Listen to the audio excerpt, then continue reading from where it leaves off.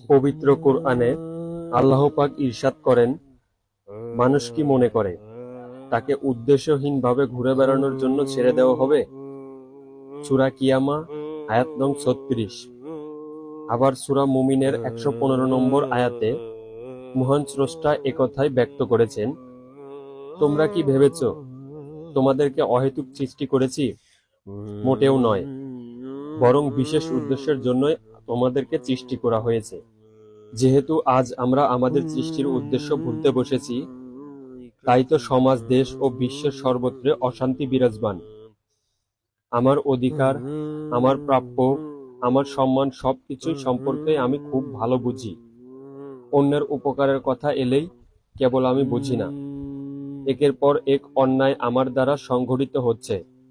ক্ষণিকের জন্য আমি আমার প্রভুকে স্মরণ করি না, তাকে ভয় করি না, অথচ তিনি আমাদের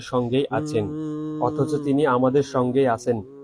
আমাদের অপকর্ম দেখা সত্ত্বেও আমাদেরকে ছাড় দিচ্ছেন, সংশোধনের সময় দিচ্ছেন। একটা কথা মনে রাখব, আল্লাহ ছাড় দেন কিন্তু কখনো ছেড়ে দেন না। এ বিষয়ে আল্লাহ তাআলা বলেন, যেখানেই তোমরা যাও তিনি তোমাদের সঙ্গে থাকেন, আর তোমরা যাই করো আল্লাহ তা পুরোপুরি দেখেন। পবিত্র কোরআনে আল্লাহ পাক এটাও বলেছেন, তিনি আমাদের জীবনশিরা অপেক্ষাও নিকট রয়েছেন। আল্লাহ পাক আমাদের এত কাছে, তারপরও আমরা তার রহমত থেকে বঞ্চিত থেকে যাই। এর কারণ হলো, আমরা যে একজন সৃষ্টিকর্তা আছেন, সব কিছুই যে তার, আমার যে কিছুই নেই, এ বিষয়টা নিয়ে কখনো আমি চিন্তা করি না।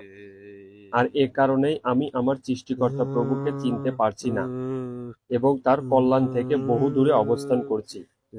হাদিসে বলা হয়েছে, মহানবী সাল্লাল্লাহু আলাইহি ওয়াসাল্লাম বলেন, যে ব্যক্তি তার নিজ সত্তার পরিচিতি লাভ করতে পেরেছে, সে মহান আল্লাহ প্রভুকে চিনতে পেরেছে।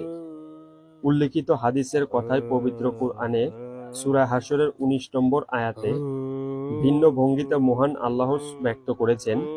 তিনি বলেছেন, তোমরা আমাদের মতো হইও না, যারা আল্লাহকে ভুলে গেছে, ফলে আল্লাহ তাদেরকে আত্মবিশিষ্ট করে দিয়েছেন।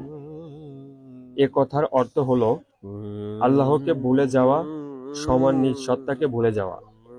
আসলে কি মানুষ নিজ সত্তাকে ভুলে যায়? হ্যাঁ, মানুষ নিজ সত্তাকে ভুলে যায়। আজ আমরা নিজ সত্তাকে ভুলতে বসেছি। যেহেতু আজ আমরা নিজ সত্তাকে ভুলতে বসেছি, তাই আজ আমার দ্বারা কেউ নিরাপদ নয়। নিরীহ ও নিষ্পাপ শিশুদের ওপর জুলুম অত্যাচার করতে আমার হৃদয় আজও কাঁদে না। অহংকার আর ক্ষমতার দাপটে আমি আমার জন্মের উদ্দেশ্যকে ভুলতে বসেছি। অথচ আমরা দেখতে পাই, ইবলিসের সব আমল নষ্ট হয়েছিল কেবল তার অহংকার আর অতিমত্তার কারণে। সে নিজের সৃষ্টির উপাদানকে শ্রেষ্ঠ মনে করে আদমের সৃষ্টিগত উপাদানকে অর্থাৎ মাটিকে তুচ্ছজ্ঞান করে প্রভুর নির্দেশের অবাধ্য হয়। ফলে তার অর্জিত সব আমল বিনষ্ট হয়ে যায় এবং সে প্রচুর অভিশাপে পতিত হয়। তাই মানুষ যাতে কখনো অহংকারী না হয় এবং আমিত্বতাকে গ্রাস না করে, সেজন্যই মহান প্রতিপালক তাকে তার সৃষ্টিগত উপাদানের কথা পবিত্র কোরআনে বারবার স্মরণ করে দিয়েছেন। আজ যারা ক্ষমতা প্রভাবিত প্রতিপত্তি গর্ব করে আল্লাহ পাকের সৃষ্টি কষ্ট দেয়, তাদের অবস্থা যে ইবলিসের মতো হবে না, তা কি আমরা কখনো ভেবে দেখেছি? আজ আমরা সৃষ্টিকর্তা খোদাকে ভুলে গিয়ে হৃদয়ে শত শত মিথ্যা খোদার স্থান দিয়েছি। মুখে এক আর অন্তরে ভিন্ন, এটাই যেন আজ রীতিতে পরিণত হয়েছে। অথচ আমাদের অন্তরে কি আছে তা তিনি খুব ভালো করেই জানেন।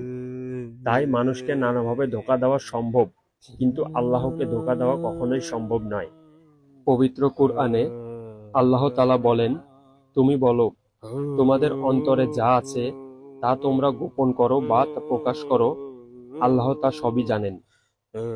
আর আকাশসমূহে যা আছে এবং পৃথিবীতে যা আছে তিনি তাও জানেন।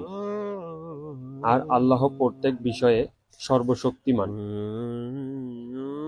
সেদিন প্রত্যেকে যা কিছু সে ভালো কাজ করেছে চোখের সামনে দেখতে পাবে এবং যা কিছু মন্দ কাজ করেছে তাও তারা চোখের সামনে দেখতে পাবে।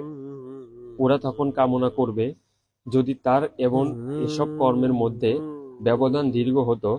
আল্লাহ তার নিজের সম্পর্কে তোমাদের সমাধান করেছে, আর আল্লাহ তার বান্দাদের প্রতি অতি মমতাশীল। সূরা আলে ইমরান 29 ও 30 নং আয়াত। এখন সময় এসেছে নিজেকে চেনার ও জানার, নিজেকে সংশোধন করার। অনেক বলতে পারেন, কেবল নিজেকে চিনলে কি লাভ হবে? হ্যাঁ, লাভ আছে। যেভাবে বিন্দু বিন্দু জল মাটিতে নদী হয়, ছোট ছোট পাথর মিলে পাহাড় হয়, লতাপাতা ছোট ছোট গাছ মিলে জঙ্গল হয়, এভাবেই এক ব্যক্তি মিলে জাতি গঠিত হয়। কোনো জাতি গঠন, উন্নতি, শ্রেষ্ঠত্ব ও দৃঢ়তা অর্জনে এই জাতির ব্যক্তিরাই মেরুদণ্ডের হাড়ের ভূমিকা রাখে। এ সত্যকে অস্বীকারের কোনো সুযোগ নেই যে কোনো জাতির উন্নতির শিখরে পৌঁছার ক্ষেত্রে সে জাতির লোকেরা চাবিকাঠির ভূমিকা রাখে। সেখানে এ বিষয়টিও প্রাধান্যযোগ্য, কোনো জাতির অধঃপতনের চরমে নিপতিত হওয়ার ক্ষেত্রে তারাই দায়ী।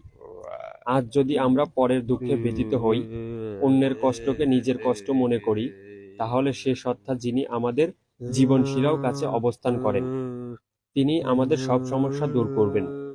আল্লাহ তাআলা আমাদের তার শিক্ষা অনুযায়ী জীবনের পরিচালনা করার তৌফিক দান করুক। আমিন।